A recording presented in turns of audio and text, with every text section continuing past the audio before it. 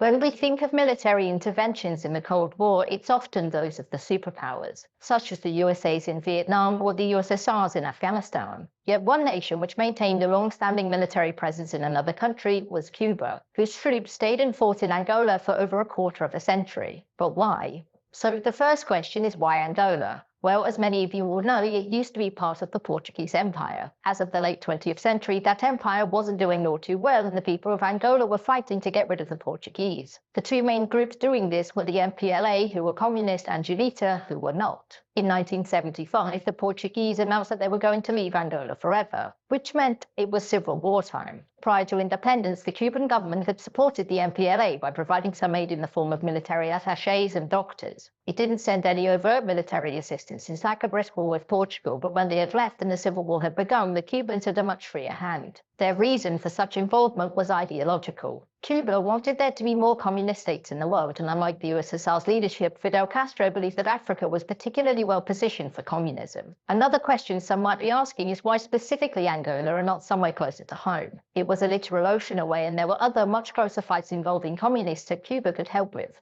And the reason they didn't was because direct involvement in South or Central America would provoke the ire of the US and was best left to the Soviets, whereas the fight in Angola was far enough away that the US was less interested in direct involvement. That's not to say that the US wasn't interested in Angola, it was. But matters were complicated when the war spilled over to neighboring countries and eventually invited the attention of South Africa. South Africa, which was trying to suppress an independence movement in Namibia, sent troops into Angola in late 1975 to stop aid coming from the north, and also because they didn't like communists. The MPLA didn't fare too well against South Africa's troops, and so Castro decided to directly intervene. And at this point, the Angolan Civil War largely became a proxy war between South Africa and Cuba. South African involvement did make intervention by the US much more difficult, as apartheid was not popular internationally, and so the US directly aiding the country and forcing it was not a good look. After a couple of years, Angola proper was mostly secured, and South Africa had retreated. The Civil War expanded again, and in 1983, South African troops returned to aid UNITA.